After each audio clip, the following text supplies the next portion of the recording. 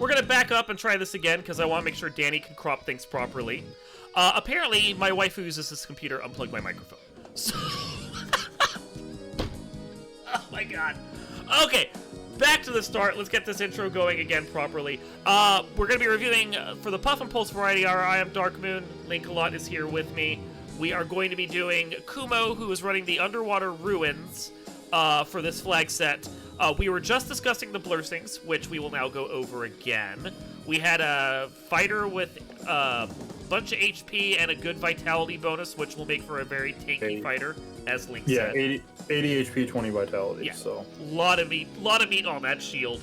The thief had like, let's go find 15 strength and a white shirt. Perfect, thank you. Yeah, because strength is not bad on the thief, but like it's fine. The white shirt is also, it's fine. The black belt with thief weapons is actually kind of nice early game, because they can actually maybe do some damage early game before they get their levels up, because they suck otherwise. And then we had a red mage with Vorpal and luck? +5 luck. Okay. And then a white mage that had more health and I think maybe some strength to it. Did we see? I might have missed the white mage because I was looking in chat. We will back up. Backing up in Twitch is difficult, but let's... Okay.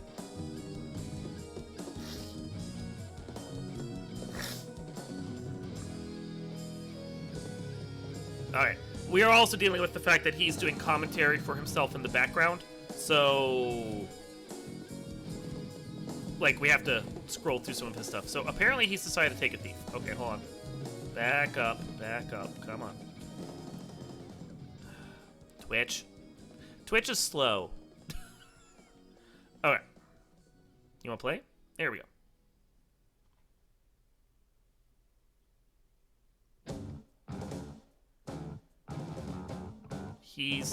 Did you already go through in 30 seconds all the Blursings? Okay. We're going back to the start. We're just...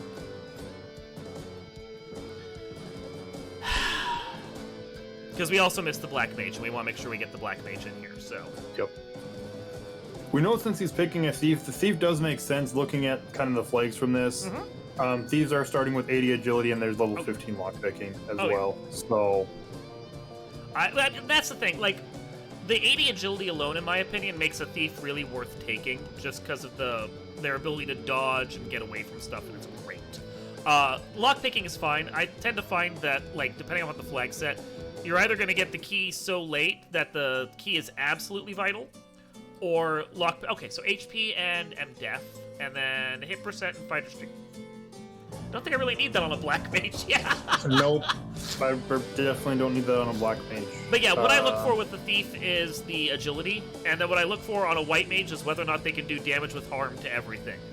If those two things are there, then I almost always take those two in my party unless they have some crippling malice, which no malice is. These won't. So what's the party you would take? Well, just to note as well before we go over that, white mage and black mage also have 1.5 times EXP to start with. Wow, yeah. From that. So that kind of helps. Yeah. As far as party that I would do on this one, I'd almost want to do like fighter, thief, maybe start with double red because of the extra luck on them. They're going to run just like a black mage would. Plus they can swing the Vorpal if you end up finding it.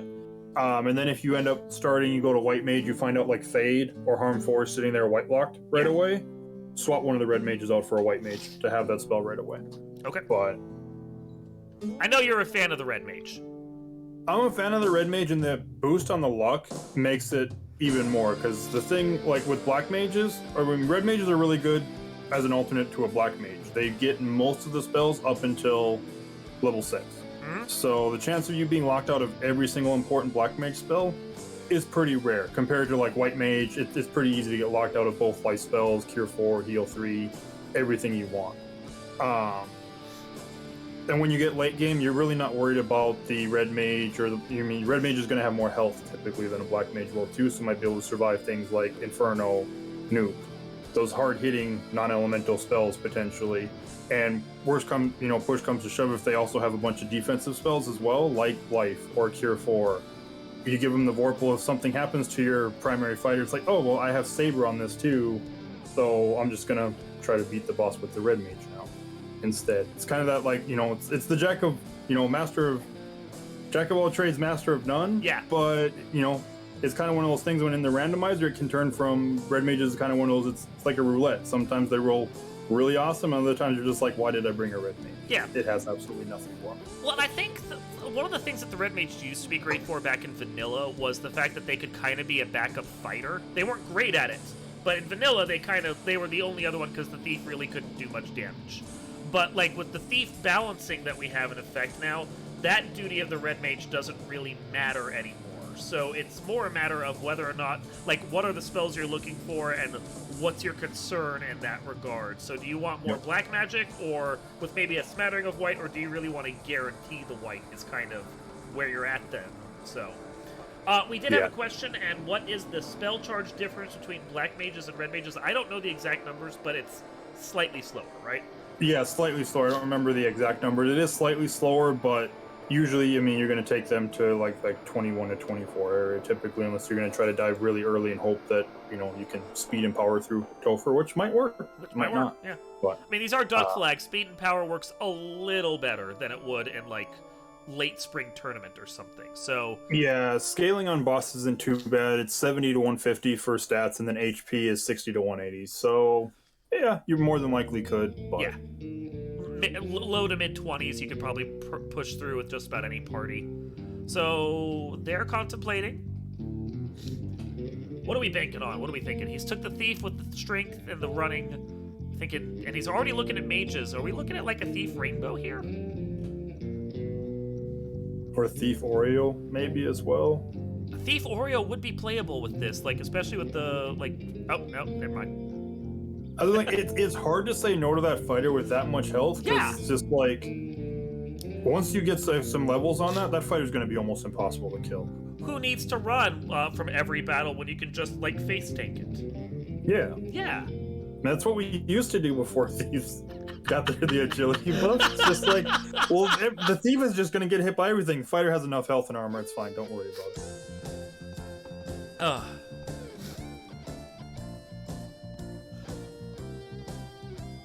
But I think he's it's answering not questions to his viewers. So. Probably. But yeah, the Thief makes perfect sense with the extra agility and lockpicking. Like, one of those things, you said, either the key comes early, you know, if the key comes early, it's like, it's not that big of a deal. But if you don't bring a Thief, the key comes really late, and you're still looking for where somebody was a thief. Yeah. How much time do they gain on you just at party select then? Because that's one of those things that you worry about when you're selecting your party when it's not a draft is, did you really just kind of shoot yourself in the foot at party select and lose at party select? Yeah. But I will find that even, like, with flag sets where lockpicking isn't there, if the thief gets an agility boost, he's, like, ranked much higher in my opinion. Like, two mages, a thief and a fighter, or a thief and a black belt, depending upon which one of the two warriors is better. I just kind of feel like that's a better overall party, because that thief up front with the agility bonus saves you a lot of time and just effort, like trying to get away from guys and worrying about whether you're going to have to heal up after every battle and everything else for that. Yeah, you get the person that's pretty much guaranteed to run almost all the time. You get the person that's going to be able to tank not by just taking a bunch of damage, but just evading everything. And then you get that idea that they can do a lot of damage as well. They might get good black magic spells after promotion, you know. And even before promotion, if you get a good, you know, you said rune sword or like dragon sword, any of those like mid-tier swords that roll up especially, they can do a significant amount of damage just with those too, especially if you take advantage of elemental bonuses, which on this one is kind of a big deal because it's 50. Oh, wow, yeah. So, those swords, if you know how to, you know, exploit the elements and attributes, it's gonna hurt. So, like, if we find an X-Cal after that promotion, that X-Cal is probably going on that night for, I would say, everything other than maybe Chaos, assuming we find, you know, a Vorpal, Masa, which Masa is incentivized, but there are 2 loose items, so it's possible we might not find it in Masa. So I'm guessing since he asked for a VOD review, and he's got a timer up, we're actually going to see fast play. Like, he's going slow right now, but I think it's because he's explaining to his chat, like, the party he's taking, which... This is a playable party. Like, I know it doesn't have the red mage you would have leaned to, but with the white mage buff bonus, I can see taking a white mage right off the bat, and otherwise, this is a party I might have just naturally landed on. Yeah, it's not a bad party. Plus, the white mage and black mage, they have the bonus to experience, too. Okay. That's one of the reasons why Somebody's like, why would you take the black mage over the red mage? That would be why. That experience bonus helps. You don't notice it that much early game, but once you start getting into that, like, high teens, low 20s, you notice that they're usually about a level or two ahead of everybody else, assuming nobody's died. Yeah. All right, so we got timer going down. 1, go. There we are. And we're off and running. So, I mean, I guess we can just kind of commentate this like this is almost a race at this point. Yeah. Black magic. Let's see what we got. Whoa, that's awful. Yeah. Slow 2, rub. I don't think dark has its... Pretty sure Bonus. It doesn't because No. it's... Yeah, there's no increased penalty, so... Level 1 magic is garbage. Yeah. So I take rub and then save outside of Topher to try and kill off Garland, and that's about all I would do. Yep. Chainmail, I might just take the chainmail for the fighter in case I'm really worried about, like, my thief surviving, but just knowing the gold bracelets here, that's about the only... Ooh, rapier plus 5. That's a nice thing to have, especially considering right now your only source of damage is rub, which, yeah, that's not ideal at all. Two characters that can use the rapier plus 5, plus you just throw out some cheeky rubs. You might actually get through Garland on your first try. Yeah, I would see it. I would see it happening. And you've got enough, especially if the run looks like we might be going to provoke it first. So. Yeah. So it's an interesting play. I would not make this play, personally. I prefer just getting the Garland area out of the way, getting my key items, and then not coming back to Canary unless I absolutely have to. How do you feel about this? I think it's a weird one, because if you had a sweeper at level 1, okay. Would make sense that, you could come here, do that. Right now, you don't really have a lot of money, because you spent money on equipment as well. You got 2 on your 9, you're probably not going to be able to get all your spells. Even if you get a sweeper here, you can't cast it yet. Yeah. And you do have nuke, but you can't afford it. But you can't afford it, so... I mean, I guess you've got 3 characters that can kill a pirate one at a time, 2 rubs, 2 swords per round. It'll take you 4 rounds to get through this. This just feels like, if this is your concern, I would rather just go kill imps to buy nuke to go back to Garland. Like, I'm not sure this is the fight I'd want to take for this. No, I wouldn't. And to be honest, doing it like this, where he came and checked Provoca, after checking level 2 white magic and seeing nuke at level 2, I would be dropping this. I would, even though it's a bit of a time sink, I'd be dropping the white mage right now. The white mage has nothing in 1 and 2 that you even care about. Yeah. To do that for a second nuke caster, yeah. I would trade that immediately, not just because I love the red mage, but you have somebody who can run better than the white mage as well because of that bonus luck on top of that. Yeah. So, like, I think the fighter's going to get through this fight no matter what. They're not missing their hits. But, like, you could be here for 5-6 rounds, and if this was in a race, you're wasting so much time here. Yeah, that's why it's just like, that's one of the reasons why we tip Garland's usually first, because you get those, like, those extra levels right away. That gives you the level 2. So even if you don't have a sweeper, chances are you're getting a sweeper. Yeah. In level 2. Extra levels, extra money. Yeah, the extra money is the big one too, because level 2 spells aren't expensive, but when you're talking beginning of the game and you already bought spells in Canaria, you probably don't have money for spells in Provoca. Well, and now you have to go back, kill Garland, come back over here if there's anything else in Provoca you want later. I mean, because you don't really have the money to buy everything here that you might ever want. This feels like you're forcing a double dip in this town. Well, 1,300. So the Pirates did give they gave a good amount of money. You got Crystal right away, so that's kind pays of off nice a little. for routing. Yeah. Assuming that there's not an item here, the item we're looking for, which you didn't check the item shop. I mean, I get you want to buy your spells and don't want to forget, but you were right there at the item shop. Yeah. Because the only actual important spells, heals all right. I would have actually probably grabbed a rub just because of what it protects against status and death against your whole party. So it's kind of one of those helpful things, especially in like Topher if you're low on ribbons. If your white mage doesn't have anything better to do, cast it. It can protect you against a significant amount of things that can just insta-kill you. Well, and on the subject of, you were talking about the white mage is just not doing anything. if you had looked at those spells after taking the White Mage and it just reset at level 1 and just brought a Red Mage instead, Red Mage is paying dividends at this point because all the spells that you see so far that are worthwhile, Red Mage can cast. Yeah, because the only like useful level 1 spell in the red or in White Mage was Fog 2, which it's debatable whether or not you're even gonna grab that. Typically, if it's the only spell there, okay, sure. Are you ever gonna cast it though? Probably not. I think I've cast it in Chaos once, only because of the fact that I had nothing better to do that with that White Mage, and the White Mage wouldn't die. Yep. Because it just takes so long to see a tangible benefit from it over like an evade bonus from Invis. Yeah.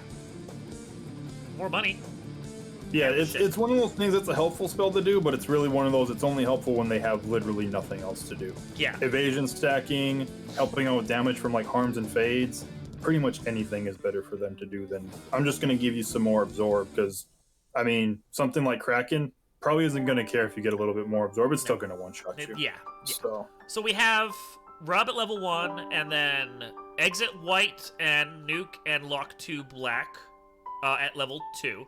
Exit's nice for the dives that we're going to have to do on some of the dungeons. I mean, exit with Nuke and some levels kinda always makes me think, well, I could go do the cheeky Ice Cave play, which never pays out for me, but I always try to do it. Which I don't even, let me see. If it's Ice not Cave on, then that doesn't even matter. So, yeah, Ice Cave's incentivized. There's 2 loose, but the loose cannot be in incentivized dungeons. So we might see a marsh skip. Yep. Because, hey, there might be one there. Which, speaking of that, I've noticed hints are turned on. He's not checking them. Okay, I can't blame him for that. I tend to not talk to the hint givers because they're just... I can't remember where they are. But it is good to know where they are.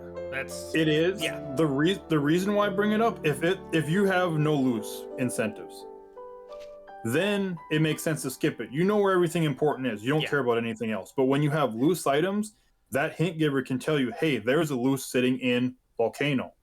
That immediately tells you, it's like, all right, I'm only looking for one more loose now. It's fair. It makes your thing, it makes you play a lot faster. There are no trapped tiles in this flag set as well. All like good equipment is going to be behind trap chests, as well as all incentives will be behind trap chests as well. And the monsters do not appear to be agnostic to the dungeons they're in. They're just the random mix. So honestly, a couple worms this early on, that's a nice little pot of cash and experience. Yeah, I got that thief survives with 1 health. Thief. Although he used 2 shots of nuke here, and he doesn't have a house. I mean, as long as he has 1 cat. Oh, he's already killed Garland. Never mind. Okay. Yeah, kill Garland first. There we go. So we got our canoe. So that opens up everything in the inner sea. We got a crown as well. Is full extended open on? No, it's just regular open. So the routing would have been nice for him if full extended, because he could just walk over to the crown or do whatever he wanted to do there. Boat over to the dwarf dock and then walk the crown down. The walk from Elfland up to the crown always feels longer to me. He got the canoe though, so he could just dock right at the castle. Oh, there we go. I missed the canoe. Which that's what at this point that's what I would do. It's an incentive that you can turn in. He's worth a decent chunk of experience too. Totally. And you've got Nuke. Like, Astos isn't killing you. You're not gonna try and rub Astos? Come on. I guess I shouldn't say Astos can't kill you, because like the last time I was like, it's just Astos, nothing bad can happen. Astos first turn nuked me, and I survived because I was at high levels where I'm like, all right, that's the last time I make fun of Astos before I kill him. I mean, in fairness, 236 health, there's a chance Kumo could survive 1 nuke. Slim, but there is a chance. Yeah. There's a chance, yes. Yeah. Got a TNT, so that's really nice. You can just walk up to dwarves, turn it in. Parks the ship a little closer. Not sure if that really saved a lot of time, but I get putting your boat just a little closer. Yeah. Yeah. So do we have lazy dwarves?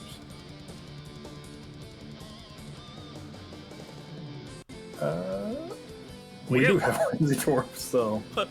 Which is kind of fun. I mean, at least you get both of them out of the way. At the same time, though, well, he does do exit because it's a slightly faster walk. That's credit on that. And the Mosman. Okay. I don't think he's going to have much of a problem with Marsh right now. I think I would still skip Marsh. Is March not incentivized? It's not incentivized. Okay. Well, he's not going to have... There's the 2 loose, so the loose could be there, but with a guaranteed incentive over an Ice Cave, Volcano having the amount of volume of chest plus Crescent Lake having incentive as well, I'd be more prone to going where I know there's incentives right now, and plus I can get the levels to go, get lockpicking. And that's a valid point. With the canoe in your inventory right now, there are better dungeons you can access right now that, even if they aren't incentivized, have a larger amount of chests to likely have. Because how many times have we seen it that an unincentivized volcano ends up with 1 or 2 loose in it just because it's early game and it has, 50 chests, 40 chests, something like that in there? I'm going to find out. Somewhere between, it's like 40, 45, I don't think it's 36. I think 36 is a different dungeon. Life 2, level 3, white locked, so first time we see a spell that the white mage is actually good for. Yep. And Life 2 is great. Life 2 is a fantastic spell. But thanks, white mage, for finally pulling your weight. Yeah, now there's like 30 some chests at a quick glance. Okay, there's, another useful spell. We got Heal 3 and Harm 4. Harm 4 being cheaper than, was it anything else that was there? It's one of the cheaper spells. So it's poor man's nuke at this point. Yeah, I mean, this is when you're like, all right, cool, my white mage is somewhat paying off. See, this would be the scary part where, well, not so much, but you got Temper and Brack both at level 4. If you would have brought a red mage in instead, you're not upset about it because Brack's helpful against, Kraken 1, Tio 1, and then you got Temper charges for later. Yeah, and the fact that the red mage wouldn't be able to get any use out of like a good Harm 4 doesn't even matter because they have nuke now. So like the white mage gained 1 spell that I think actually makes them worthwhile, but in all other respects, I think the red mage in this particular seed actually ends up being much more valuable just because of all the other spells it has access to. Yes, especially right now, I'm assuming we're gonna see Crescent Lake. Assume we're checked magic as well. We'd have to wait for promotion for white mage spells on a red mage. But if we see Life 1 on that's learnable, with this kind of party, it's Life 2 is nice, but I don't really need Life 2. I just need a single life spell. Yeah. To get through things. Didn't need that black mage right now. He's fine.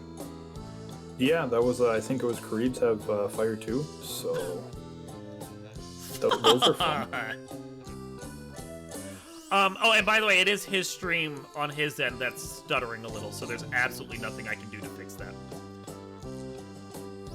Still missing the incentivized item in a shop, so at this point we're looking, it's got to be in Caravan, Gaia, or Onrak.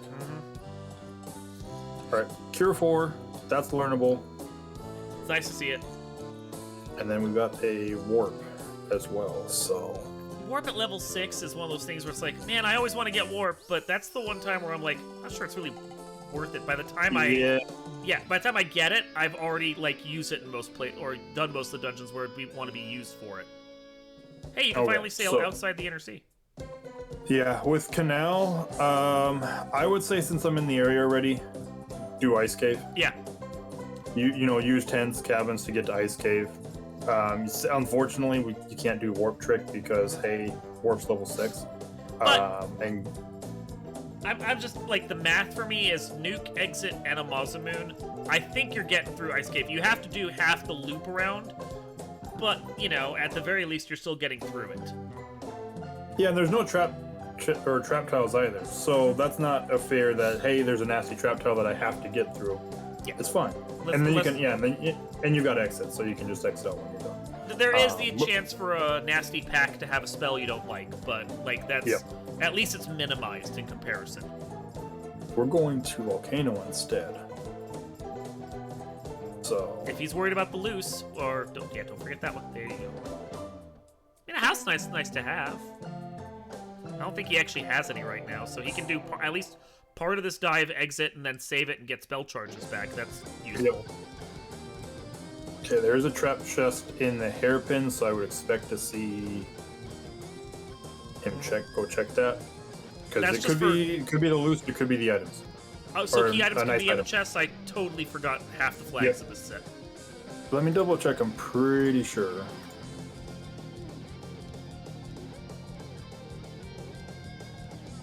treasures. There we go. Key items are always going to be in a trap chest. Perfect. So I mean that actually does speed things up a lot too, because then you know, like, just target the ones that you have to hit. Yep. Which I like how he did that. He kind of went up there just to peek at the chest. If neither one of them were trapped, all right, I'm done. I'm not even looking at these anymore. That was good. Defense sword's a lovely pickup too. Yes. So even though it's not a key item, that's still one that I'm not sad to walk back out. Yeah, that's one of those things with that fighter. I mean, the fighter, we're not even level 10, and we're already over 300 health.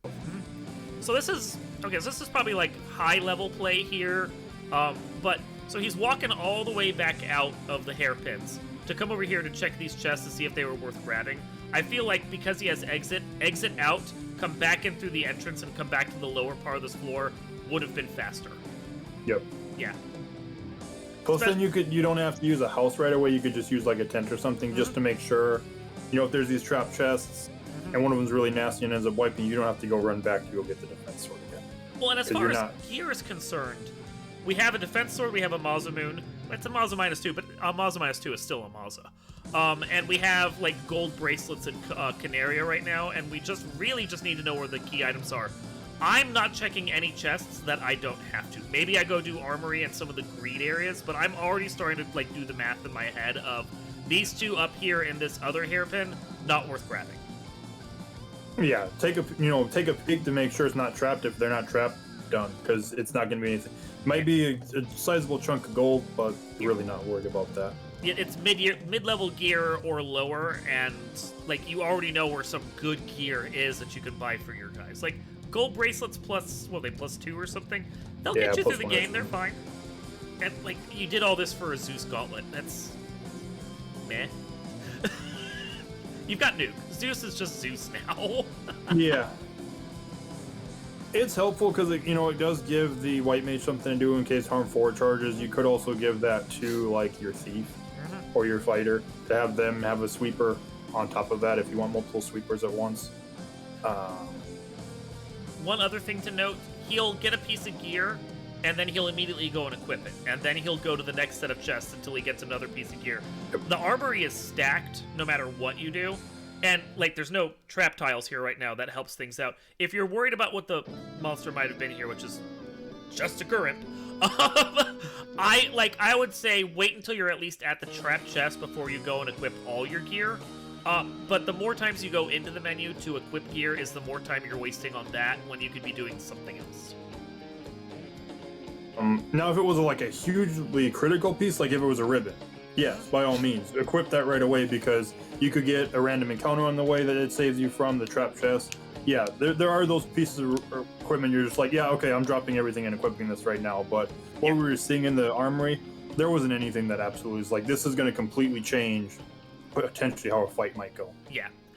We have people in chat like talking about how they love to be loot goblins, and that is fine to be a loot goblin if that's what you really want, but that's not going to help you in race play. That's casual, and if you enjoy it, more power to you.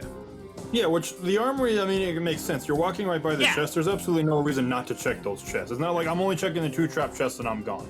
You're walking by the other chests. It doesn't take any time. But like this room, the other chest is you have to take 3 steps. Is that another random encounter? That's what you have to.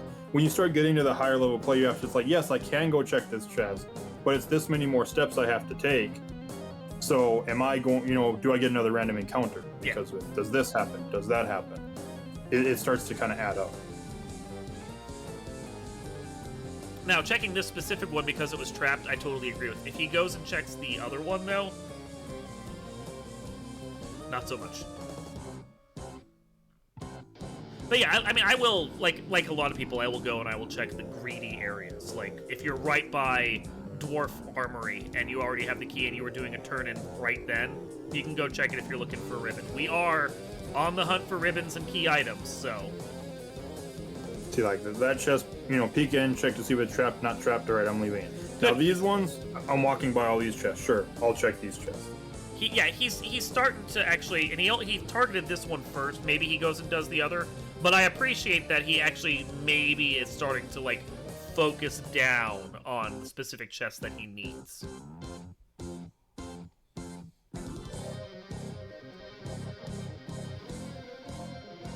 And now he has knowledge about how tanky those monsters are, and gets some good EXP in the process. And hey, look at that. Chime. That's half of our Mirage right there. Yep, and our first loose as well. So one more to go. Question in chat about do the ribbons only appear in trap chests for these flags? Yes, they will only appear in trap chests.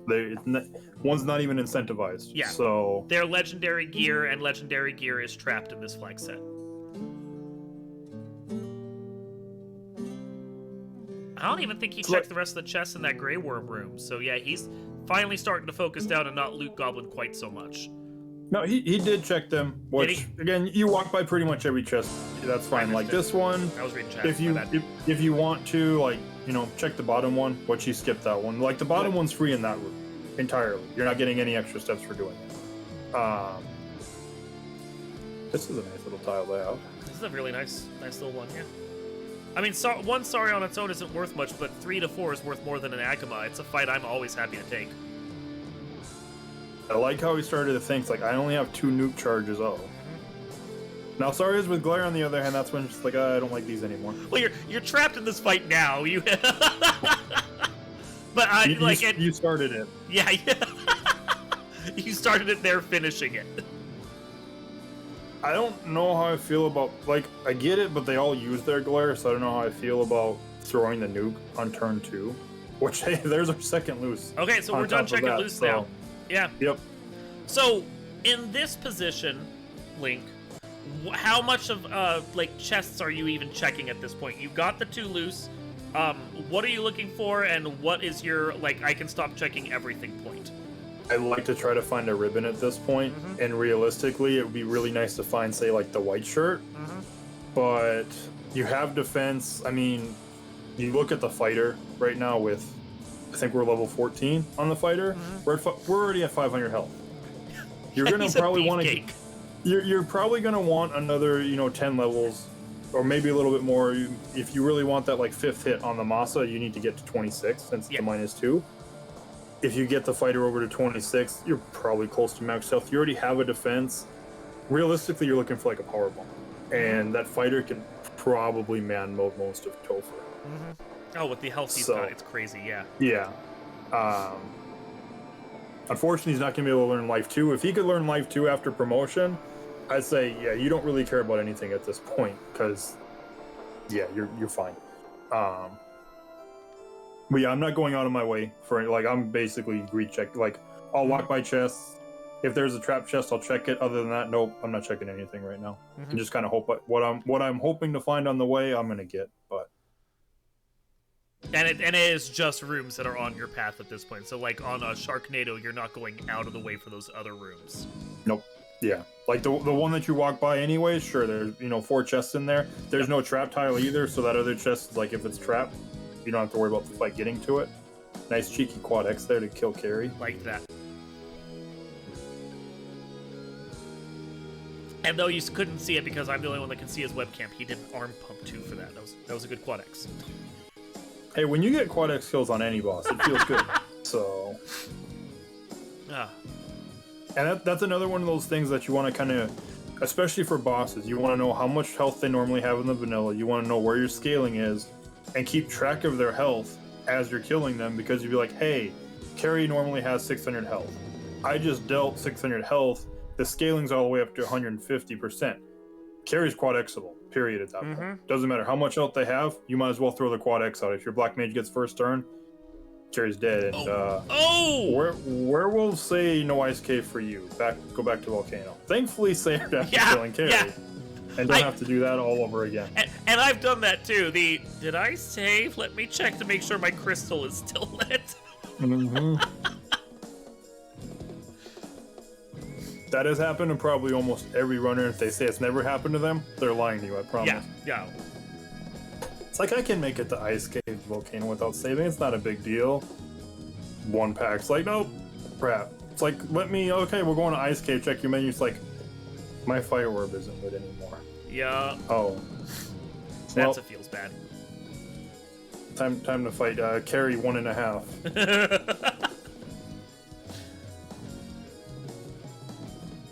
So that's something to keep in mind, though, too. He's he's running out of save items because he hasn't bought save items. Yeah. He's down, I think, 3 tents in a house, which should be enough to get him back to Crescent Lake, but there's been times and hey, look, we have more glare. But yeah, I don't blame him. Just like, yeah, reset up. You're close enough to the entrance. The thing I was going to note was werewolves with toxics means that a couple floors of Earth Cave could be kind of fun. And also a good thing you avoided a Marsh Cave altogether. Yeah. Yeah. Which we know Marsh Cave is complete, you know, there might be some good equipment in there, but you're not going to go to Marsh Cave looking for equipment at this point. And for those of you that like to do the cheeky Marsh could have the loose in it play, for once it did not pay off for you, and I am happy about that because I hate Marsh. I think everybody hates Marsh. Caleb likes Marsh. Caleb will go to Marsh every time if he can. Okay, that's Caleb though. So so we gotta check this one. I guess. I mean, we still want that ribbon. It's the only reason I would check it, but I don't know. Well, as soon as I see Badman, I'm sitting here starting to regret my decisions. Yeah, I was gonna say when I saw Badman, okay, they don't seem to have too much else. But yeah, when I saw Badman, that might be. It's like, you know what? I'm just gonna. Whatever's in this chest, the Badman can keep in this chest. It's okay. It's, especially and they took when out that the life. happens. Yeah. Because now you have no life caster, you have no exit caster either. So now you do have to run out.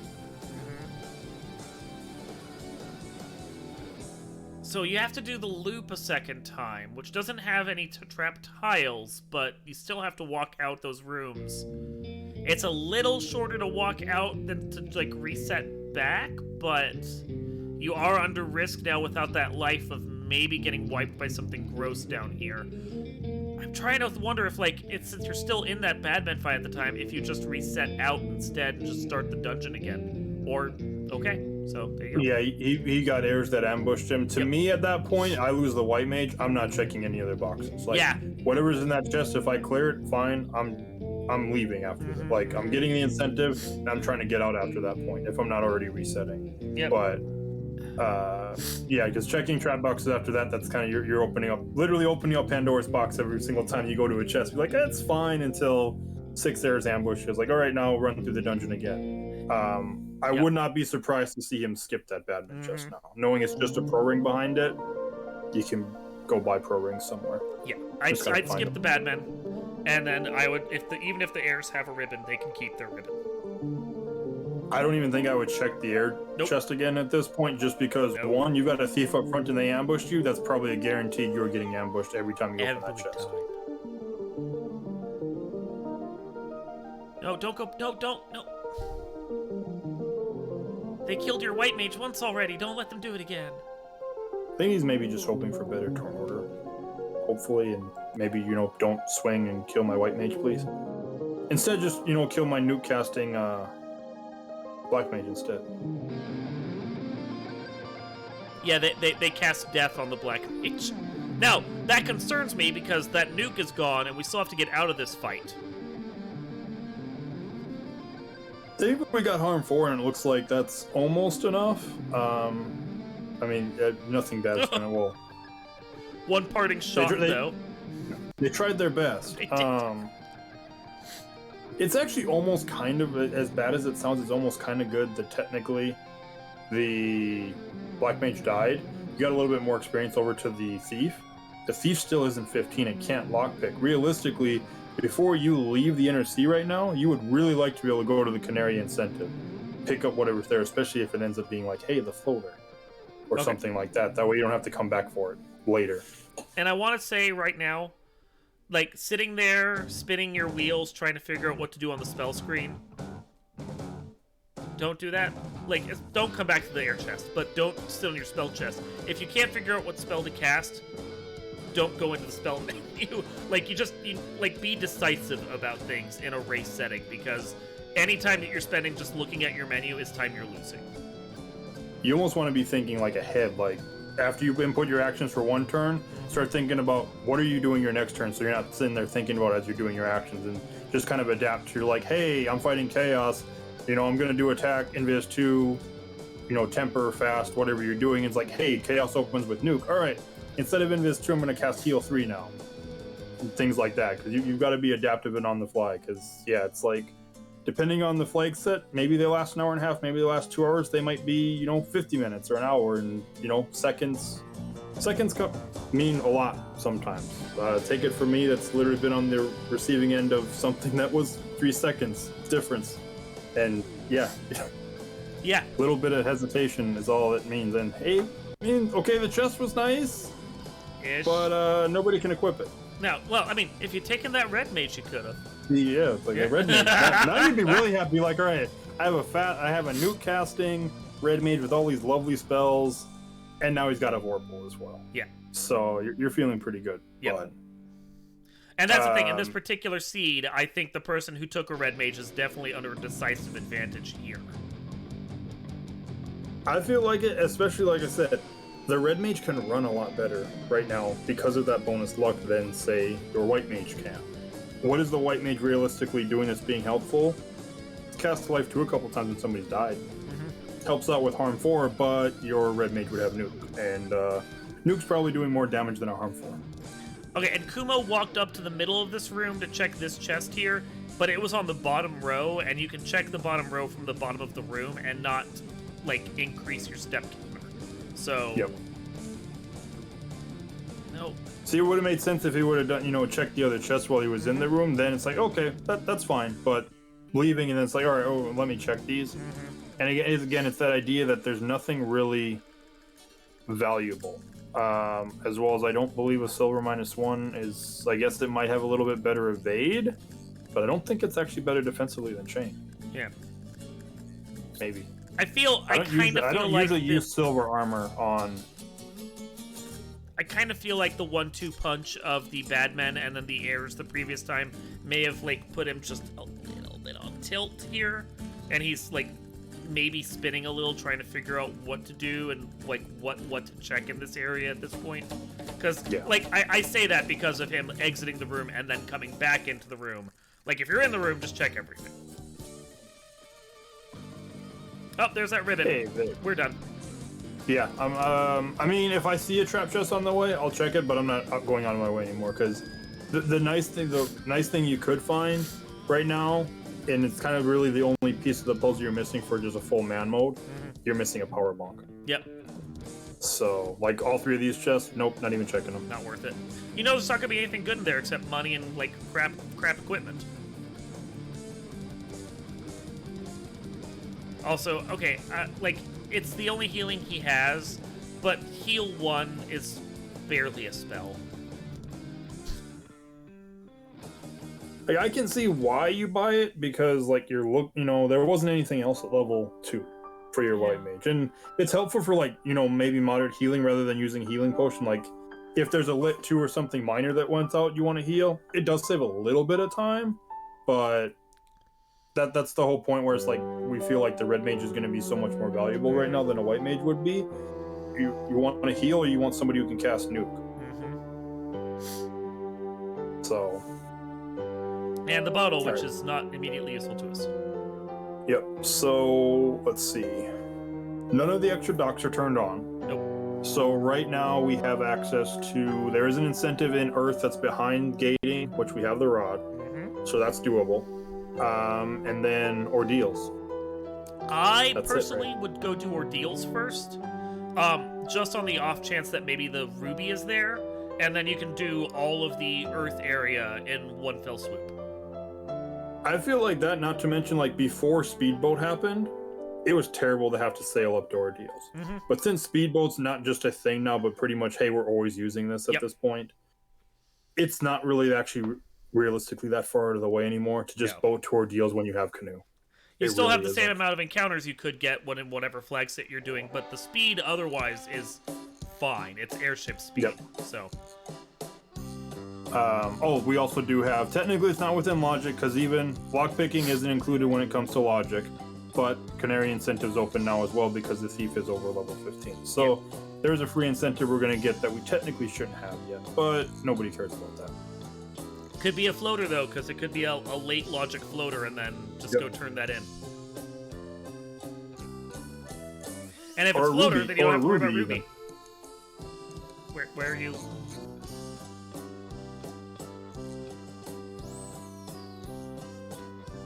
Yeah, I'm like, what is he doing now? I don't like this. Buying spells. I wouldn't come back here. I'd either you were already out of the river system and onto the Circle C. If you really want to come back here to buy spells, do it after you've gone and done like ordeals in Earth, or at the very least, sail to here from the outside. Don't go back on the river system to then go back on the river system. Especially when you're so low on Yeah. save items. Like, that's the other thing.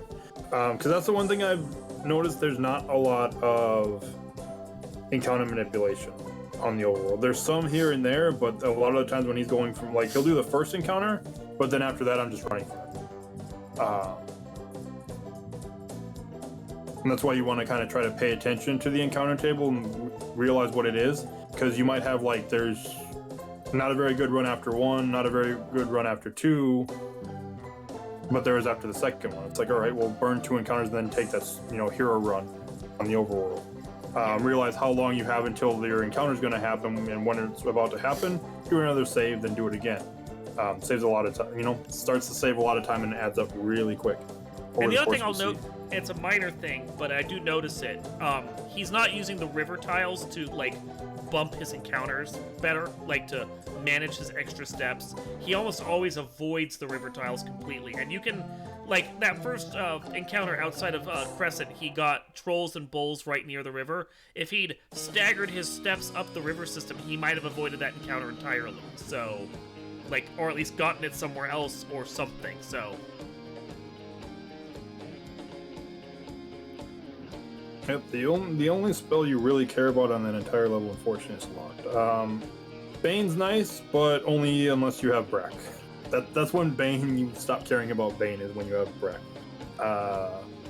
Okay. Q in chat is asking about running the encounters and if it's always the same number of fights. Yes, it is, off of a hard reset. So, we have a full description in the wiki that's kind of moved from year to year for wherever we're hosting all of our resources, but it's in the wiki now.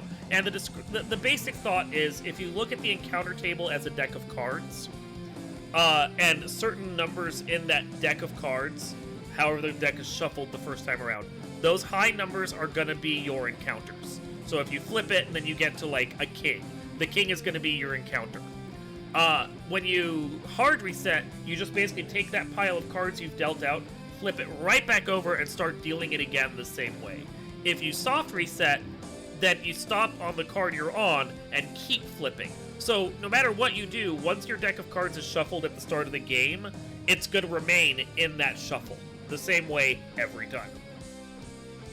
And then there's way more that we go into detail in the wiki. I recommend reading the wiki page.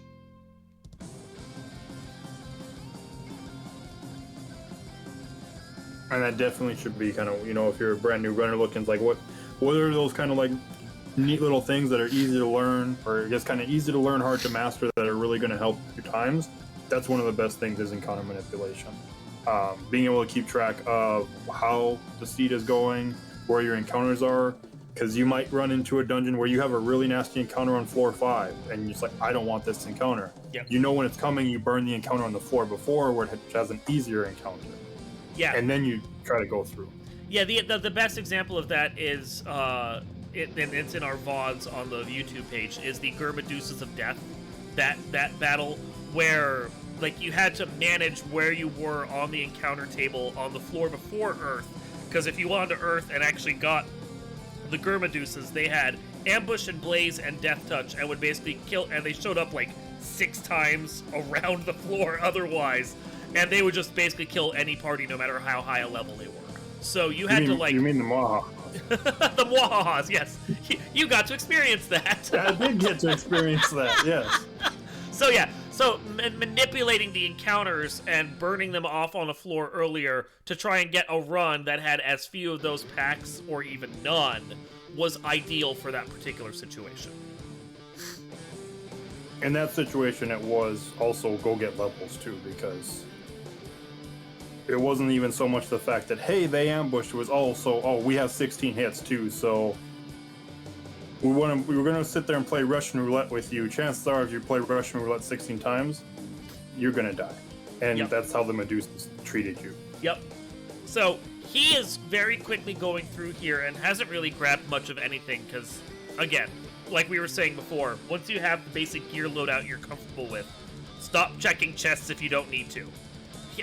I probably wouldn't have even come up here at this point because we have the ribbon. This room's too far out of the way. There's an incentive somewhere on this floor. Oh, you're right. Thank you. So, Never mind. yep. Never mind. So, Okay. yeah, this Never makes mind. sense. Okay. If If this wasn't incentivized, I would skip this room. Yeah. Now, if you find the incentive in one of these two boxes that are trapped, do you check the bottom one? Probably not. Which that's not it. It's a flame force sword. You don't need this. And here, you don't need this. You can't even equip it yet. Nope. So. No, looking at the thing, thieves can only equip thieves' weapons, which is not even all the mid-range decent swords. I think can't do giant, can do rune and where? I think it's rune and dragon. I don't Rune think and they can dragon. do Okay, wear. thank you. So like flame sword, ice sword can't even equip those. And the only two characters on the Blursings that got bonuses weapon-wise were the Vorpal on the Red Mage and Thief weapons on the Black Belt. So that flame sword does nothing for you. It'd be great for that Red Mage if he didn't already have a Vorpal, but otherwise does nothing for you. See, I like moving the Bane sword to like maybe the Thief or the Fighter, just to have like, hey, I'm gonna do a cheeky try to kill things with it, especially like when you get to Tia. Yeah. Have them use the Bane sword. They don't need, especially the Thief. The Thief's not gonna do any damage with the weapon they're swinging. Yeah. Against Tia without a crit. You might as well just go for insta kill. But your Black Mage can cast Bane. So it doesn't make a lot of sense for your person that can cast that spell to also have the item that can use that spell. Double up. I mean, they should have Brack at this point. Better to double up.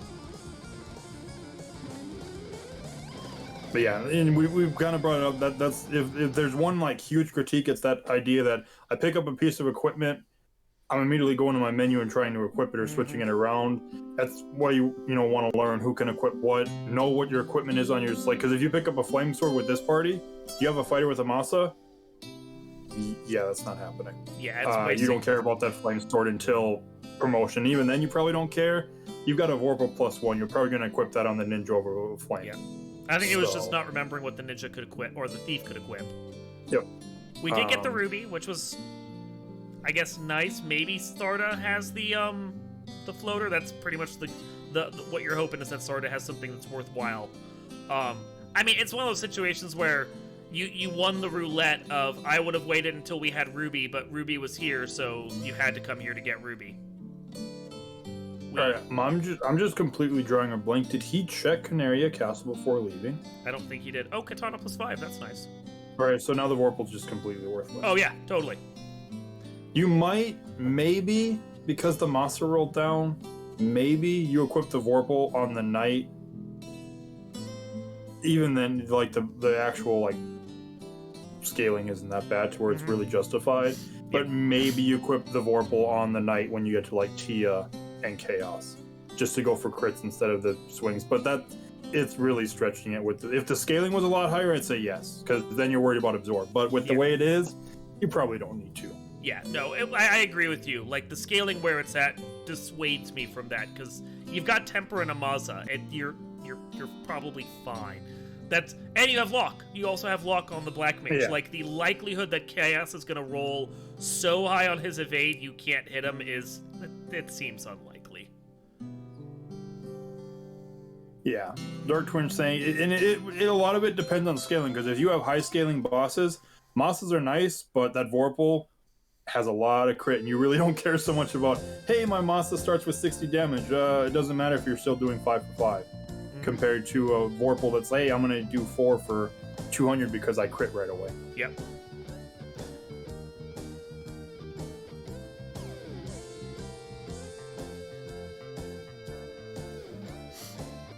So with the Crayon, we are going to go check Titan, Titan pass through to Sarda. Titan's not incentivized. It's not incentivized. I don't even think I would check the chest here.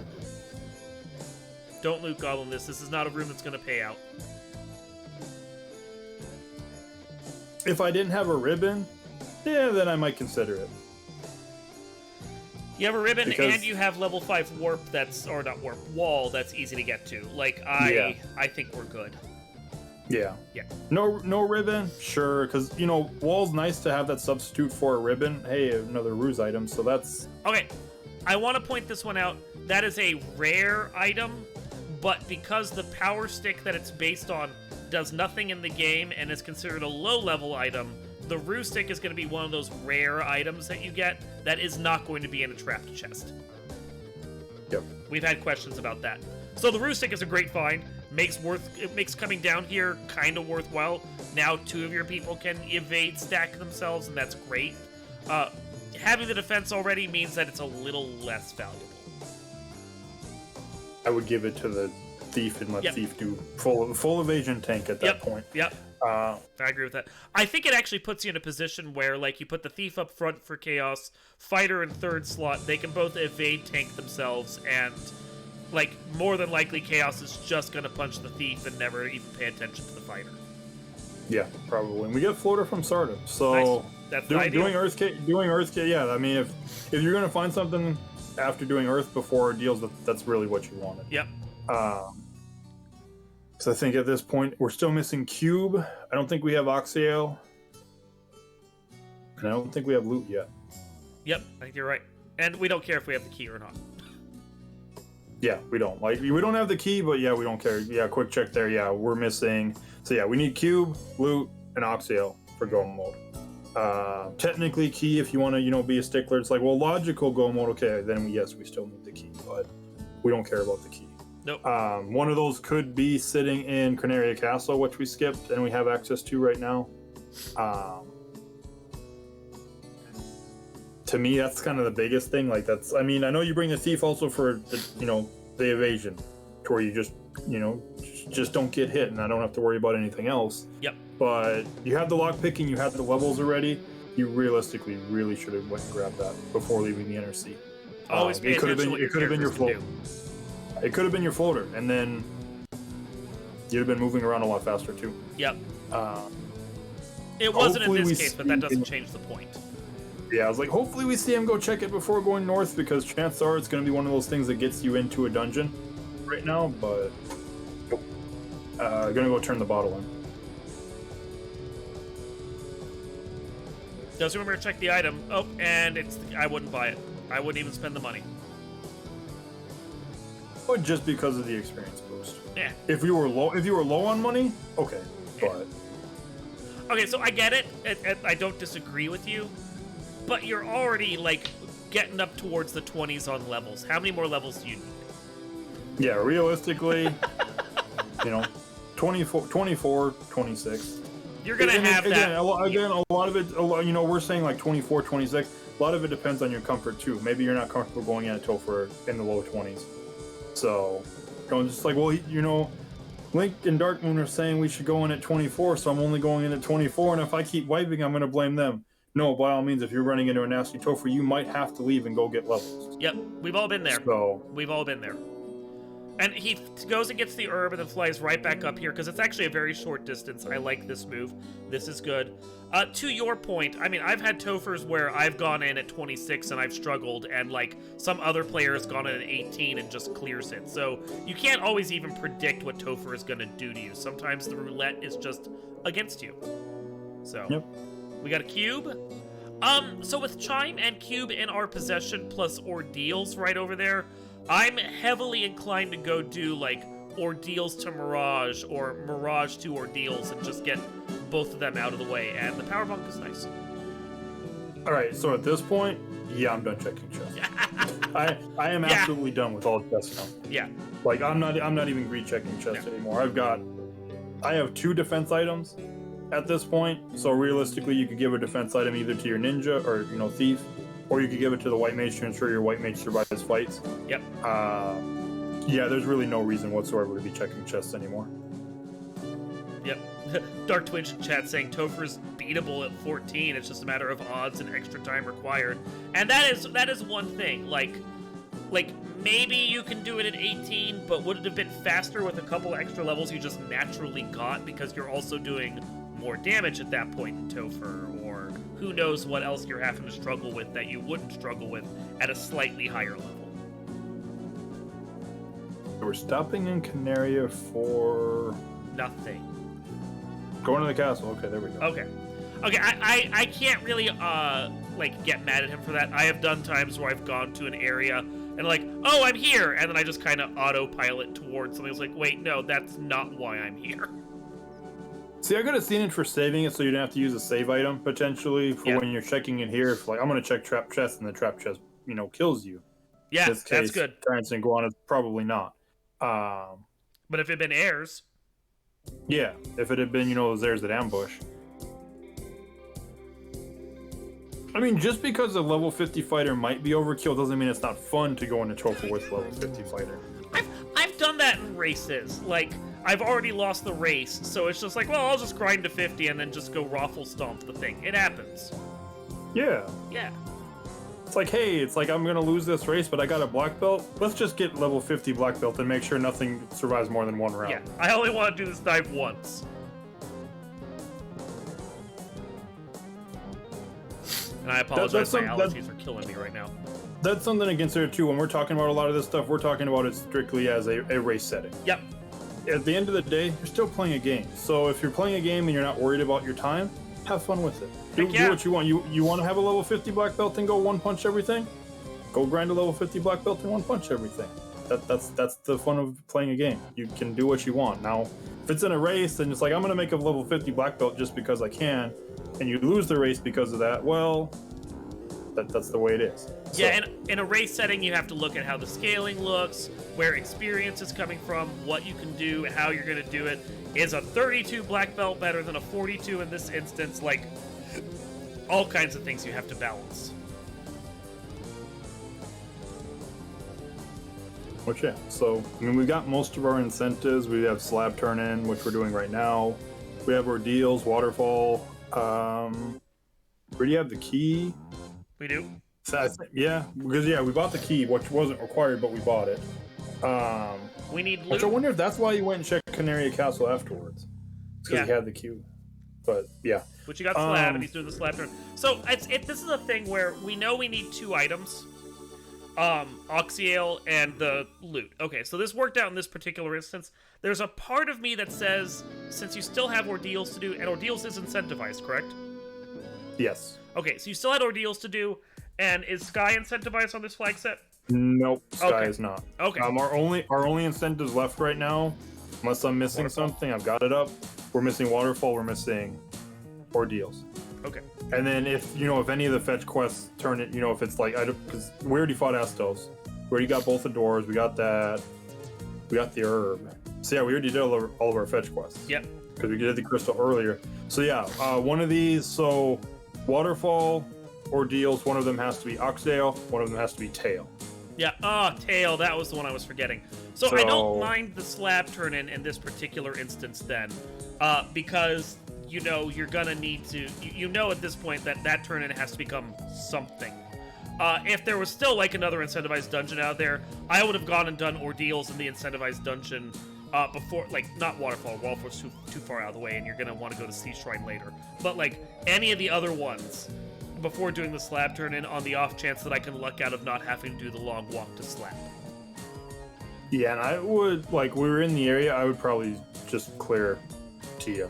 That was the other thing I want to talk about. Yeah, you were right there at that dungeon, but you've sailed off to go do other stuff. You have the levels and the gear, even without promotion, to go kill Tiamat. Just go kill Tiamat. Like, the only reason, like, I think I want to wait because I want the tail and promote so I can get levels and maybe get spell charges. But the thing is, like, what spells would you be gaining? Temper and fast on your ninja. That's about it. The knight has no useful spells except exit, which you're not. I mean, exit's nice in case something really bad happens and you can leave, but not really at this point. Yeah, there's really no good actual white magic that you're missing. It's really just temper and nuke on the ninja. And honestly, with a katana +5 in your inventory, you have nuke in stick form. So you're just gonna swing nuke at an enemy. I'm not even concerned about nuke at this point. Yeah, I mean, And again, if something terrible happens to the fighter, you can just go try man mode on the ninja. Yep. If you promote, because you've got defense and ruse stick, you have power bonk. Go off the evasion. Hope you don't see a bunch of spells and skills. And all the gear that if you promote, all the gear that the fighter has right now can just go on that ninja if the fighter falls over.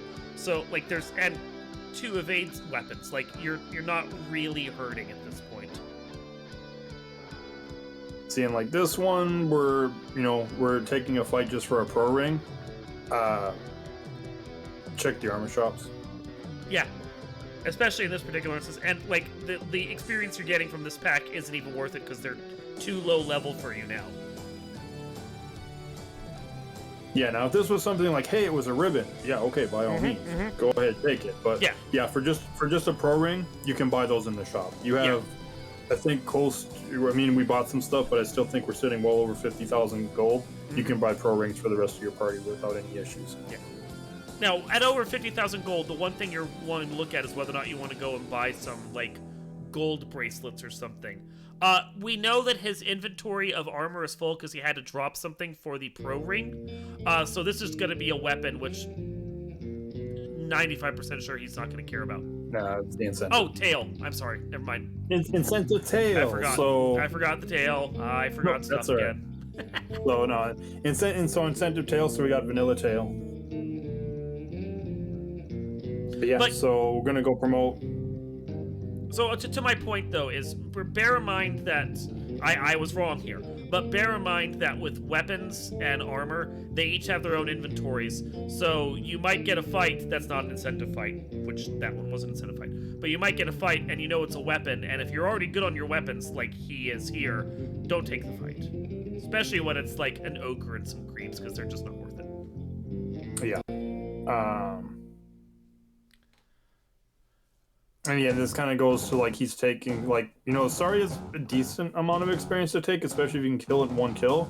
But if the whole reason why you skipped going to Sky was you didn't want to take levels, but now we're coming back to we're going back to Sky. So and you're wasting time flying back and forth for this too when you could have just done this.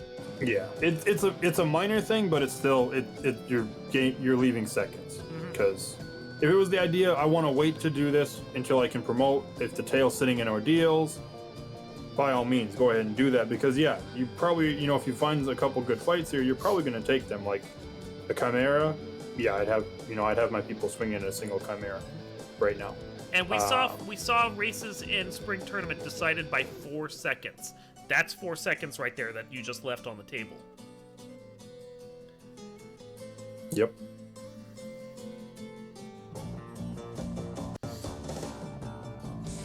Yeah, so especially like when you're a new runner and you go up against the veterans, it's like you're probably gonna have to cut corners. You're gonna have to do things. You're gonna have to play risky. You're gonna have to do things. It's like I wouldn't normally do this against somebody, another duckling, because it's like I can probably get away with this. You're gonna have to do the risky strats. Sometimes the best example I can think of is when I did the co-op tournament with Thunder, and we were in that game 3 against the Game Changers.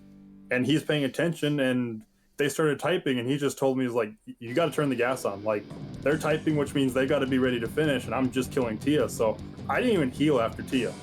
I went straight from Tia 2 just to Chaos, like, this is my party, whatever is going on is what's going on, and yeah, we won by 3 seconds. So if I were to stop to heal, we lose. So... Yeah, the way I always put it is I'm a slower player. I know this by default. So anything I do to cut edges off and just save a little time is going to allow me to catch up against someone who's just a naturally faster player. So not checking shops if I don't need to, not checking chests if I don't need to, not taking fights when I'm already at a level that can probably get through Toph. All of those things, like, you just got to do that calculus in your head ahead of time so that you're building those edges up as quick as you can. Yep. So yeah, Tia, we haven't seen anything scary. He's kind of looked he's high on the absorb. So, I mean, Thief's still swinging that rapier +5 from the beginning of the game, but even the Moss is only doing 286. Yep. So, and I believe that was with a crit as well. So, yeah, we've got some. Oh no, the black fish died. Oh darn. Oh yeah. He was like, I'm not getting broken to pieces this time. Yeah. See, and this would be where having that Bane Sword on the Thief probably would have been a good idea, because instead of swinging like 4 for 4, unless you get a crit, use the Bane Sword. Maybe you get an insta kill. Was it like 16% chance? I think is what it is. Something like it's not quite. Yeah, it's an it's a decent enough chance. Yep. One hit kill is better than, hey, let me take 5 rounds potentially to kill this person. Yeah, ADR in chat is commenting, the hardest part of race is not doing the fun things, like in his instance, collecting all the opal gear just because he likes it, but spending the time to drop everything to get all of that. Yeah, like, it's that kind of thing. Like, yeah, the Hooray Dwarf is fun to meme on, but when you do it, you're losing 3 seconds. So, and that's a race right there, often enough. See, this is why you have to have gentlemen's agreements to talk to Hooray Dwarf before you start the race. Then you don't lose that time. Everyone goes to the bat party room in Earth and says hi to the bats. That's just the rule. All right, so there's our promotion. So this, we're going to be changing some gear. Yep. Katana +5. I'd be throwing that Roo Stick on. Yep. If you're not going to, I wouldn't be keeping it on my Black Mage right now. It's at least going to, it's either going to my Ninja or it's going to my White Mage, one of the two. And there's an optimization I would like to point out. And I think it's happening in both these instances. Put your magical items up at the top left corner of your menus. That's going to put them in slot 1, and then you're going to be able to cast off of them quickly without having to do extra menuing to get them. His Ruse is in the last slot on the Ninja, and in like 3rd slot on the Fighter. So that's extra menuing you just don't have to do. Do it now, and then never do it in battle. Yep. I saw plenty of vets do that, and that's just something that's become ingrained. I don't think we even touch upon it because it's just ingrained. Do that. Yep. Menu time is time, because if they don't have to menu, that's just time you bleed.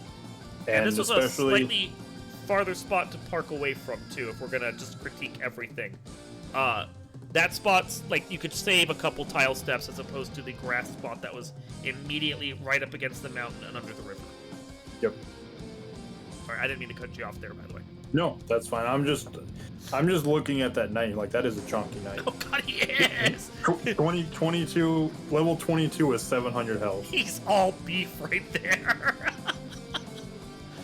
Yeah, and that's something right there. Like, he doesn't have quite the hit or damage bonus that a slightly higher fighter would be, but at the same time, you're sitting on 700 health. I feel good going into Topher at this point. I just feel good. Yeah, 22, I would, especially going through C, if you get a couple, you find Gersharks, or when you're on Kraken floor, Gershark Big Eye Tot shows up, by all means, kill him. You're probably getting another level at least. It's just going to be more health. It's going to be more damage. Are you going to sit there and try to get 4 levels to hit the breakpoint on the muscle to get the 5th swing? Probably not. The one big thing that we're missing, and I haven't seen him checking shops, it's not critical right now. We'll find out maybe if it becomes an issue. We don't have fast yet. Yeah. So it's got to be somewhere. There's a pro ring. He might drop it for. There you go. Now that one, I would definitely be I would definitely be dropping one item for that one. Yep. Not the opal helmet though, but that's what we dropped. Well, he dropped it because his fighter doesn't have the ribbon on him, and he can't equip a opal helmet and the ribbon. So I get dropping that one specifically.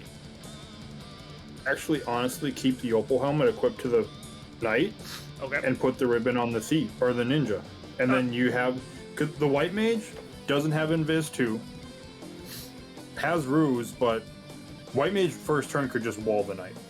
Then you have 3 people that are they're completely protected, or even give the ribbon to your black mage to ensure that they can get the tempers off. True. Well, and then there's the fact that if only one of your 2 warriors is going to battle, that ninja with the bonus hits that it gets and a katana +5 is probably flat out just going to do more damage. Yeah. Yep. Yeah, just with no extra help, chances are the ninja's going to be outdoing the knight's damage right now. Because that katana +5, when it swings, it's going to hurt. You're going to notice it. Yeah, with the katana +5 at this point on that ninja, I'm almost leaning towards fighter with his beefiness up on slot 1, and then ninja slot 3 for the chaos fight, because you can as you were saying, you can wall the fighter with the ribbon on the ninja, and then like the ninja could evade, push himself, and even if the fighter doesn't, he's probably surviving 2 or 3 hits just on sheer chonkiness. Yeah, the only concern with the ninja right now is you're running 339 health. It's low if something is spell or skill heavy. Yeah. So especially, you know, I don't think we can see like back-to-back nukes, but yeah, even it's one one of nuke those can things. kill him. Yeah, even one nuke can take you out. Yeah. And you know, nuke doesn't care if you have a ribbon or not. So. And you hope it doesn't, and you hope him and the white mage survive, and then the white mage can take a couple turns, cure 4, cure 3, getting everyone back up and running. Yep. But the longer that takes,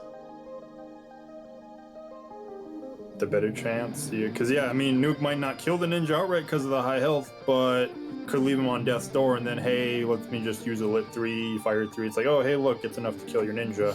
Now what are you gonna do?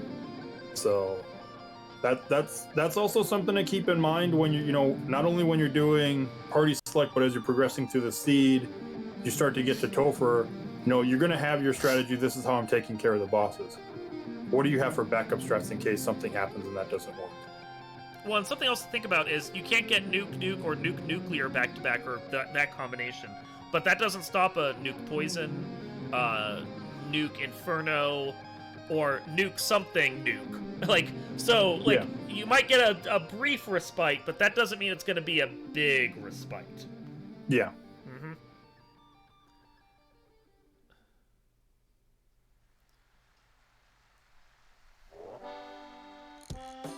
Okay, and this is something he's got to get better at, is menuing spells when he's in battle too. Don't get flustered. Just yeah, I knew that thief was gonna die. Don't get flustered. Just commit to what you're doing and like go gung ho on it, because you gotta know what you're going in.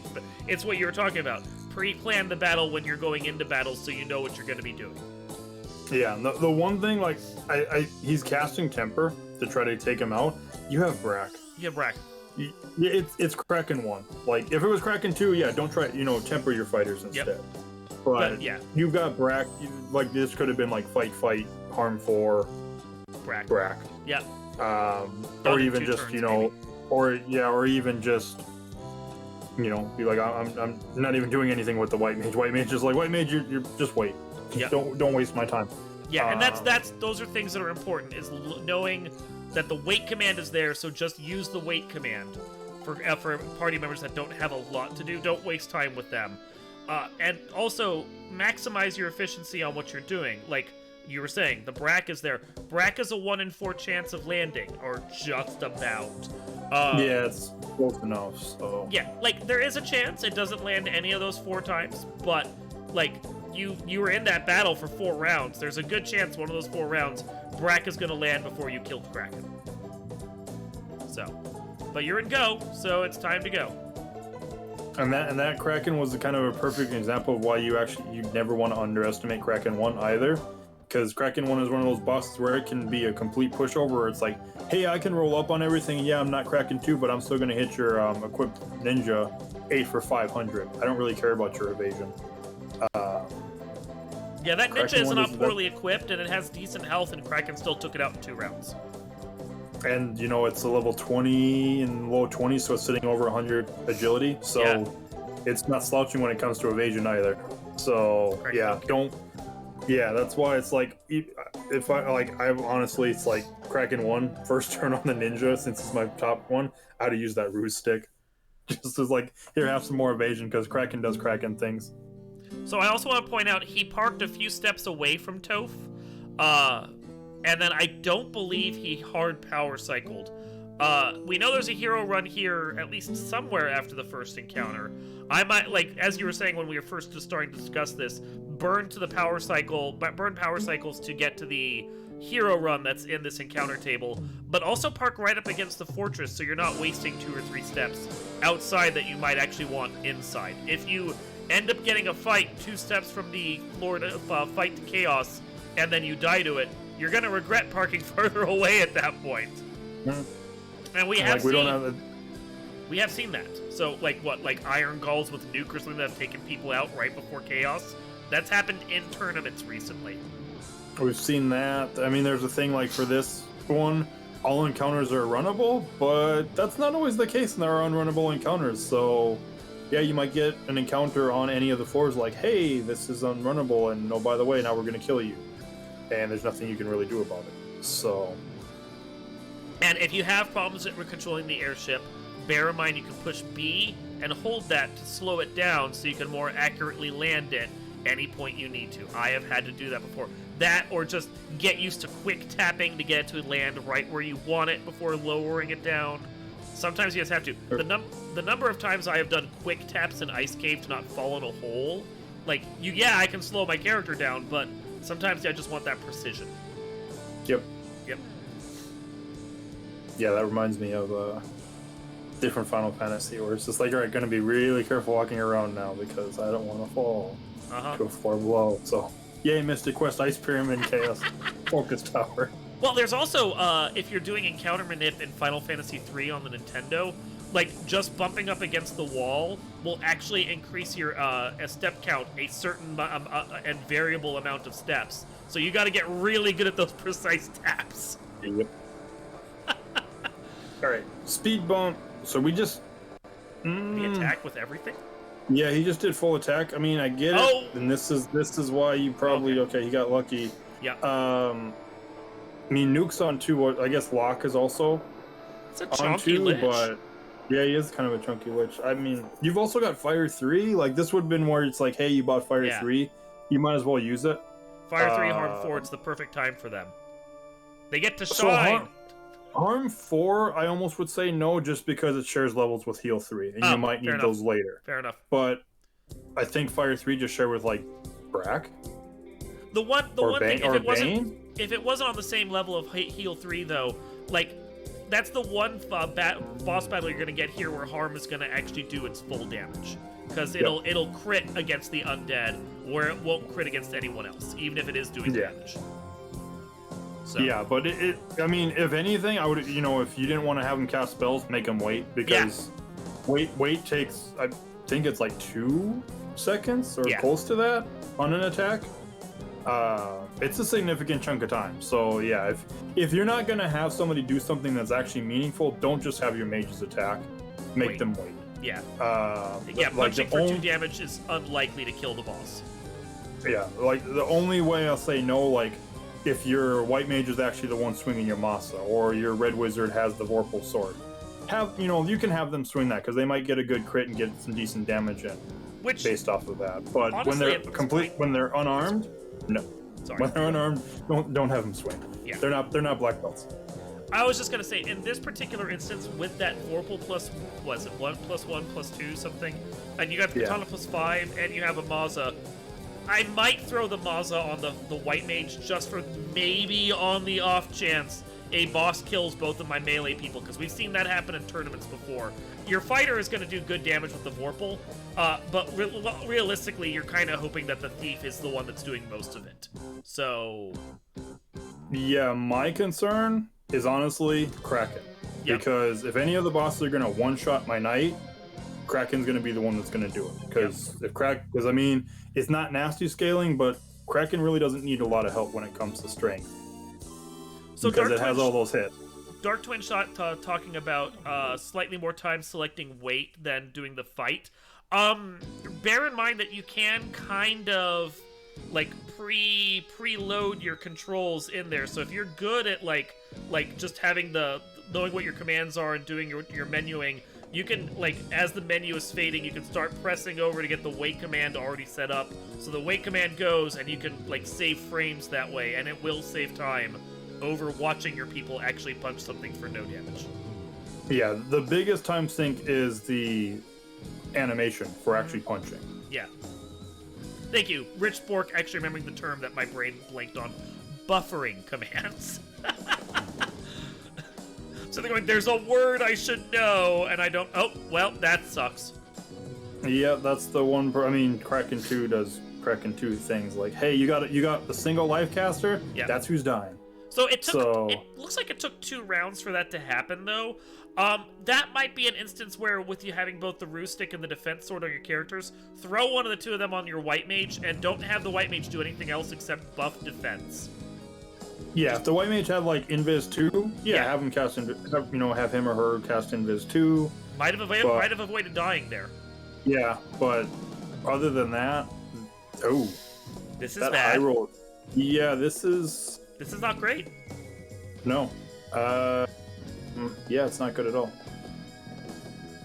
I'm not gonna cheat and actually find out like how long we have on this. That he is getting. Oh, he's got sleep touch too. This is a kind of a and hide absorb. That was 17 damage off of that. Yeah, it's a little late to defense now. Oh god. He got lucky on that. Yeah. The concern is, like, he's gonna defense one. Yeah, like one more defense to make sure you're hit capped. Yeah, one spell, which. You're already evade capped at 3. You don't need a fourth one. Yep, three defenses is evade capped or 6 invises. That's 5. I think he's gotten confused with what it casts. Okay. If defense cast ruse, you only need 3 of those. Yep. Max. Yeah, you need 6 stacks of evasion. Ruse gives you, and there's. Yep. There's what that was. Oh, and he saved in the air, so he has to lower his ship, which wastes a second as well, so that's more time spent. So. Yep. Yeah, and evasion is one of those things, like, if you're gonna go speed and power, that's something you decide, like, after turn 1 or turn 2, you find out what the boss is doing, especially, like, you see a melee hit on one of your mages, like, oh, they just got hit for 500? Okay, let me start actually evade stacking my characters up now. To make sure that the people I need to survive are going to survive, because could the knight have soloed chaos? Maybe, depends what chaos has. We haven't seen any nuke or nuclears yet. We have seen, I think, Swirl. Swirl's the big non-elemental we've seen so far. Mm-hmm.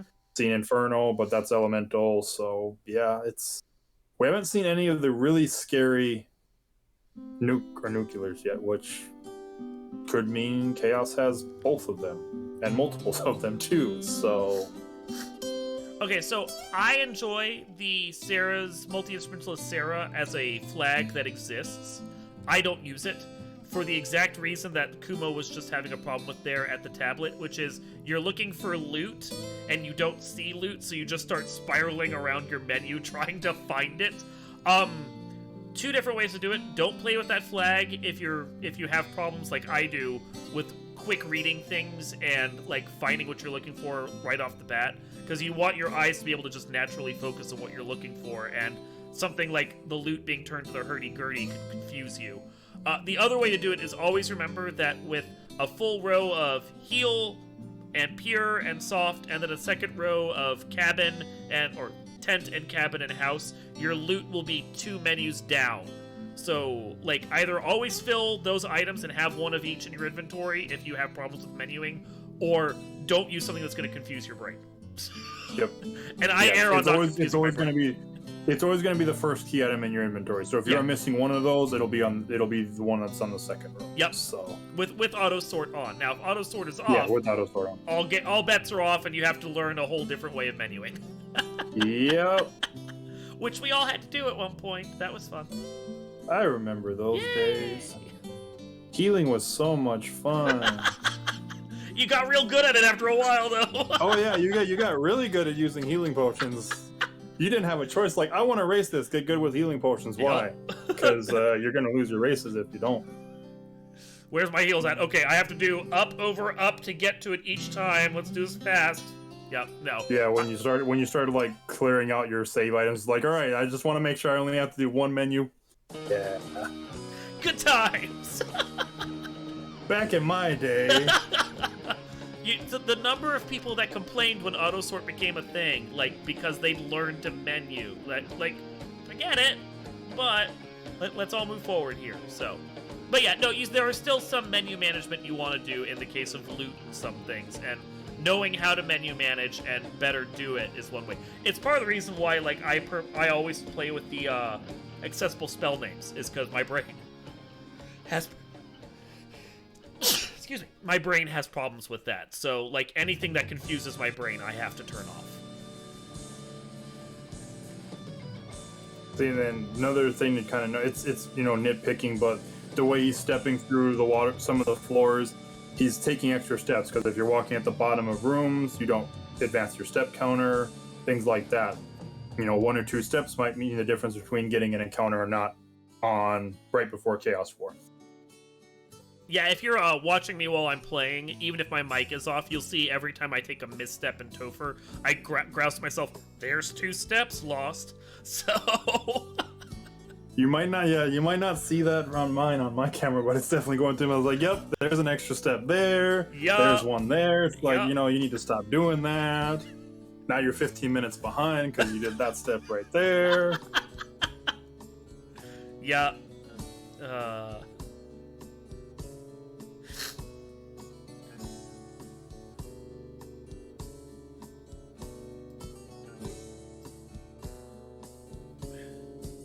So this time so far is going slightly better. I still didn't see him move a ruse item to his white mage, but they haven't gotten punched down yet. The ninja took one for the team on that regard. But you can see the fighter is just not doing a ton of damage. Like, he's just not. Life in battle, I forgot about that. Look at that. Yep, it is turned on. I don't know if, it's like I'd rather just keep my white mage protected right now. Yeah. Or anything just to make sure it's like, hey, I know I can kill Kraken. Kraken's not that beefy because, you know, there he goes down. So how's the whole party this time? So now, we know Tiamat is very punchy. You gotta prioritize your ruse and defense on the characters that need it, which I think is Ninja and White Mage for this next battle. To me, that's even doubly so because you also know, based on what happened, he has sleep touch. Yeah. Something goes to sleep, he doesn't care how much evasion you have. You will get hit by every single hit at that point. Yeah. So you need to max your evasion stacks as quickly as possible. Well, and he's relying on the fighter for damage, but we already saw that the fighter with that Maza -2 is not doing a ton of damage here. Like 17 hits off of, or 17 damage off of 3 hits was not impressive at all. I feel like because the katana is basically, in effect, a Vorpal and a half on its vanilla stats, and it's a katana +5, that the defense sword should not be on the fighter, it should be on the ninja, and you should just be relying on that ninja for all your damage right now. Yeah, and I don't know how I see why he's doing, because no. Yep. I would have just let the ninja be like, alright, you know what, ninja's either gonna die, and I would just let the ninja die first, then do a life 2 if you want to pick him up and see what he can do. But. Yeah, like, in battle, with life being on, Cure 4 is less valuable at that point as a let's use this in battle spell. Like, it's much more valuable having that available to you out of battle or as an emergency when it's just a couple characters left alive. Like, if you have life that you can cast in battle and you have life charges, don't waste your Cure 4, wait for them to get knocked over and then do it the next turn. Yep. Resource management, because then you had to waste a Cure 4 and then cast a life 2, so that's 2 shots to get the character up instead of just 1. Yeah, that's where it hurts the most because we haven't seen Chaos. We don't know what Chaos is gonna have. You might need those Cure 4 charges. Yeah. So.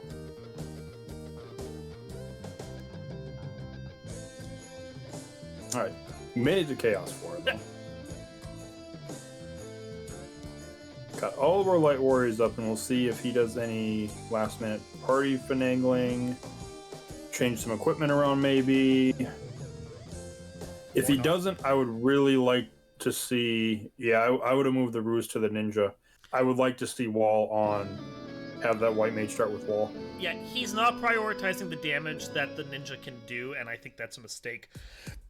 That katana +5 is it's a monster right now. Well, like in fights that we saw him against like Lich, but before the katana and the Maza were getting similar numbers of hits. The katana was doing 400 and the Maza was doing 100. Yep. So, like, we know what sword you should be using, and it's not the Maza. So, like the Maza will do more damage if it also crits, but chances are that katana is going to be critting at least once per swing, if not multiple times.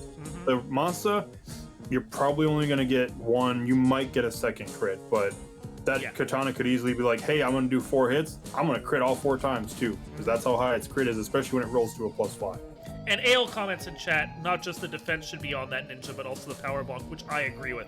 Like if you're gonna start equipping that ninja to be your party like weapons master, then he gets everything he needs to man mode every single fight if he has to. Yep. The only reason I would rather have it on the knight is just because I know, well, that chaos had almost nothing. That like, was nothing. Yeah, no. He was easy. That Tia was the gatekeeper there, which I don't even feel like it would have been a gatekeeper with just good. Oh, let me pause this. I don't want this up now. Thank you. I'm just gonna close the window. It'll do something weird. That's fine. I don't even feel like Tia would have been that big an issue with just slightly different resource management, you know? Yeah, if he would have had the white mage up to begin with, that would have helped. Yep. Because I guess when you lose your life caster, you really have to you kind of have to gamble on the rest of the bosses. Do I go full speed and power and try to kill this before he can kill anybody, or do I play the long game and probably sacrifice one of my light warriors to ensure I get past this fight? He could have done either one, but then he would have been going after chaos with, you know, maybe just a knight, maybe both his knight and ninja. We saw that probably would have worked out because I didn't see. I mean, he didn't have. I mean, he had maybe just over 1,000 health. Yeah, chaos wasn't scary. His absorb wasn't that bad, so it's like, you know, ruse, couple power bonks, swing, and hope for the best. And that would have more than likely that would have been enough. Yeah, I think if I'd had the gear layout the loadout that he had, fighters should just like. You want the ninja up for when you're, like, out of battle, but then fighters should be up front for every single boss battle because they're just a beef tank. Whether they have ruse or not on them, they're just, they have so much natural health, they can just sit there. And honestly, with life 2 on your character, fighter can get punched 3 times before getting knocked down by most bosses. They just life 2 them back up, and voila, they're there to beef tank again. They don't need the evade. You prioritize all the characters you want. Your ninja is your weapon guy, your white mage has a ruse to always stay alive, and then the other 2 can just be brought back when they're needed. Yeah, I think what happened, which, you know, this is kind of probably a normal thing for, like, newer players, is like when you get a Masa, you're like, Masa is the king of weapons. Like, there is not a better weapon than the Masa. Not always true. Is the Masa the best weapon overall? Typically, yes, it is. When you start getting about bosses, and especially when we start talking about blurst weapons, if Masa rolls down and something like a Vorpal rolls +5, Katana rolls +5, Xcal rolls up. Especially like this one, we didn't see an Xcal. Xcal had a +50 bonus damage on literally everything other than Chaos. That would have outdamaged a Masa, hands down, period. Even if the Masa rolled up. The Masa's not beating a +50 on an Xcal. No. So, that's why it's like, you know, understand like all of the end game weapons, especially with how to use them, understand where the blurst is, kind of understand like the hierarchies, like, all right, if this rolls down but this rolls up, this is my better weapon now. Yeah. And especially when you start talking about scaling, if you start talking about bosses that scale up into the 200 and stuff like that, a Masa is going to need help. Masa's not doing it on its own. A Katana and a Vorpal, they can get it done on their own. It's going to take time, but they're going to crit. They're going to get it done. Well, and if we had seen an if we'd seen an Xcal, so we could have gotten that elemental bonus on there, I think a lot of that end game calculation would have been different. A vanilla Xcal or even one with the blurs, like bonus roll up. I'm sitting there going, okay, now my fighter or knight for every boss except for Chaos should be the one I focus on. Chaos needs different math to it, but up until Chaos, like, use that Xcal on that knight, have the ninja just be there to, like, take hits and just roll up front, and then maybe recalibrate who's going to be sitting 3rd or 4th slot for there. Maybe both mages go up front and you do fighter ninja 3-4 with Vorpal and Katana. Yeah. Because, I pulled up the Xcal just to see. It has a base 45 attack. So if the Xcal doesn't roll up or down, it's 95 attack. Against everything other than Chaos. That's huge. Yeah, Masa's not even coming close to that. It's not even close. Yeah. So, with this flag set, and that's why you want to pay attention. To me, it's one of those flags that gets easily overlooked because a lot of people don't pay attention to damage, the elemental exploitation. But if you see a flag set and you glance at the gear and items, you look down at balance, you see weapon elemental type bonus, 30, 40, 50. You find a dragon weapon, keep it. You get to Tiamat, equip it. That weapon's better than any other weapon you have.